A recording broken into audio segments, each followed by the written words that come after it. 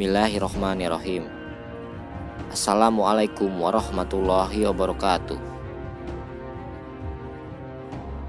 Tak terasa pada video ini kita telah masuk dalam episode 9. Mari kita lanjutkan kembali cerita novel Gagak Lumayung, buku edisi pertama yang ditulis oleh Idris Al-Yatimi, berjudul Prahara di Dalam Istana Pajajaran.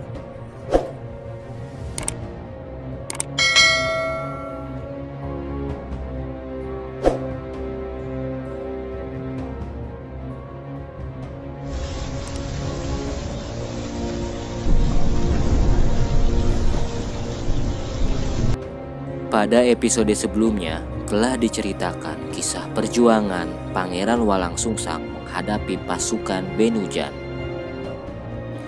Cerita dilanjut. Di saat keadaan genting seperti ini, Ratu Lelembut Bungkaleng mendekati tubuhnya. Mati kau, Panglima Pajajaran! Dendam kesumat selama ratusan tahun yang lalu pada keluarga Prabu Siliwangi rupanya sudah tidak bisa dibendung. Dengan tenaga dalam penuh, ia langsung menyerang. Hawa panas menyembur keluar dari kedua pukulannya, dan sebentar lagi tubuh Pangeran Walang Sungsang terpanggang hidup-hidup. Tiba-tiba Ratu Lelembut Bungkaleng menjerit histeris. Tubuhnya terlempar jauh hingga masuk ke semak belukar.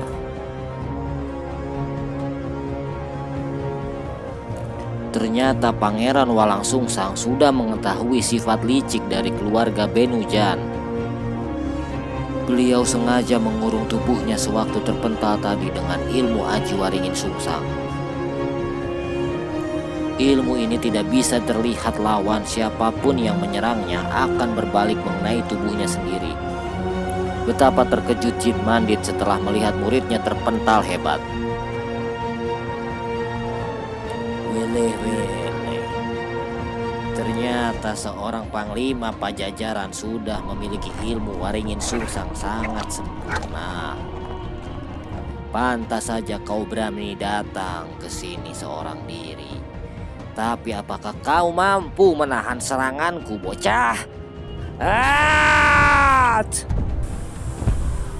Tiba-tiba Jin Mandit melepaskan satu pukulan sakti secara beruntun.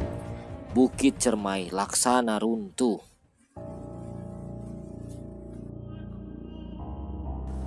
Dentuman keras terdengar memekakan gendang telinga. Bebatuan gunung yang terkena hantamannya langsung hancur berkeping-keping.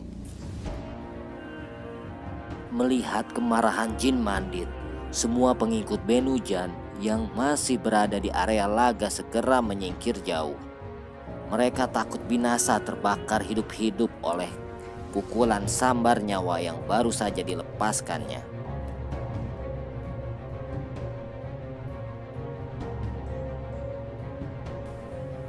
Merasa nyawanya terancam, Pangeran Walang Sungsang yang sedari tadi memusatkan tenaga inti untuk mengobati luka akibat serangan Jin Mandit perlahan mulai pulih. Dengan satu gerakan tanpa terlihat musuh, Pangeran Walang Sungsang secepat kilat melancarkan ilmu lilit tayuh kepada tubuh Benujan.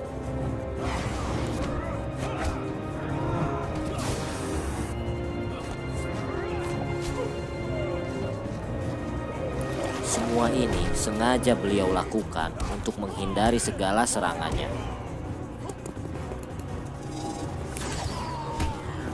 Betapa terkejut Benujan. Serangan demi serangan yang ia lancarkan mampu ditepis oleh Pangeran Walang Sungsang. Padahal seumur hidupnya belum pernah ada satu orang pun yang mampu menahan kesaktian dari gempuran ilmu sambar nyawa miliknya. Gila, siapa gerangan anak muda itu? Ia mampu menahan serangan ilmu sambar nyawaku. Padahal tubuhnya dalam keadaan luka parah. Aku harus waspada. Tidak ingin kedua kalinya gagal, Jin Mandit menyerang kembali. Kali ini ia benar-benar mengeluarkan seluruh kekuatannya.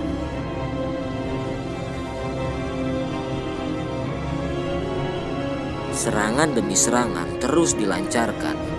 Tidak sedikit bebatuan dan pepohonan yang berdiri tegak di lereng puncak Gunung Cermai hancur seketika oleh pukulannya. Sebagai putra mahkota yang sejak kecil sudah diajarkan beragam ilmu kesaktian, melihat langsung keganasan ilmu sambar nyawa membuatnya berkedip ngeri.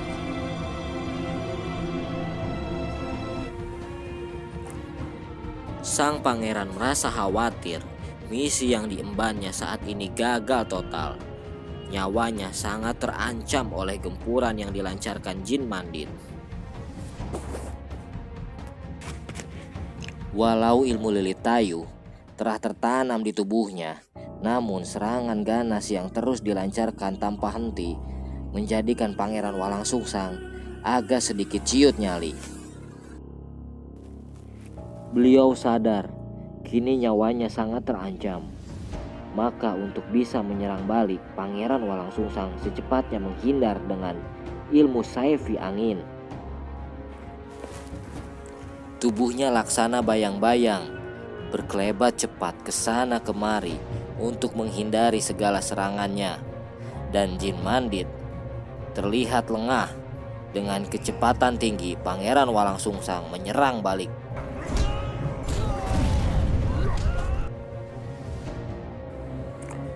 Telunjuk jemarinya tepat mengenai leher Jin Mandit, sehingga tubuhnya terdiam kaku. Ilmu Aji Totok Sendi telah menyudahi perkelahian antara dua tokoh sakti yang sejak ribuan tahun turun-menurun tidak pernah akur. Kesempatan ini tidak disia-siakan olehnya. Pangeran Walang Sungsang ingin menunjukkan di hadapan Jin Mandit dan anak buahnya untuk menyerang istana Pajajaran tidak semudah yang mereka pikirkan. Maka dengan suara keras yang disertai tenaga dalam, Pangeran Walang Sungsang mulai menakuti mereka. Ketahuilah olehmu dan seluruh pasukan Benujan, aku adalah salah satu dari 9 panglima perang istana Pajajaran. Aku datang kemari sengaja untuk mencarimu, Jin Mandit.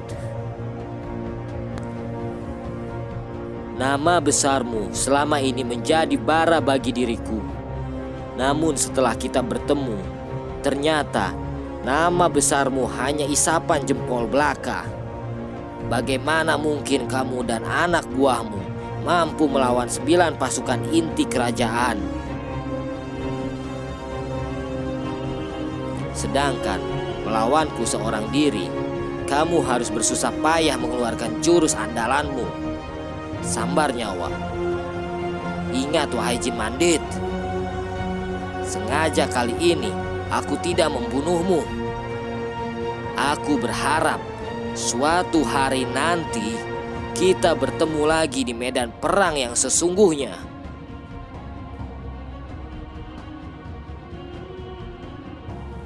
Lalu setelah itu, Pangeran Walang Sungsang pergi meninggalkan Jin Mandit dan pasukannya. Beliau terus berlari menjauhi puncak Gunung Cermai menuju kaki bukit. Hatinya mulai lega setelah keluar dari perbatasan yang menghubungkan antara daerah lereng Gunung Cermai dan Majalengka.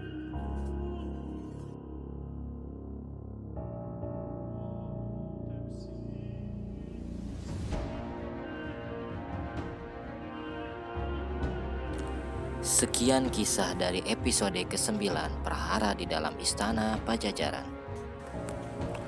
Nantikan episode selanjutnya. Stay tune terus di channel Santri TJI. Mari subscribe dan nyalakan loncengnya, juga like dan komen agar channel ini semakin berkembang memberikan informasi tentang cerita-cerita sejarah. Terima kasih.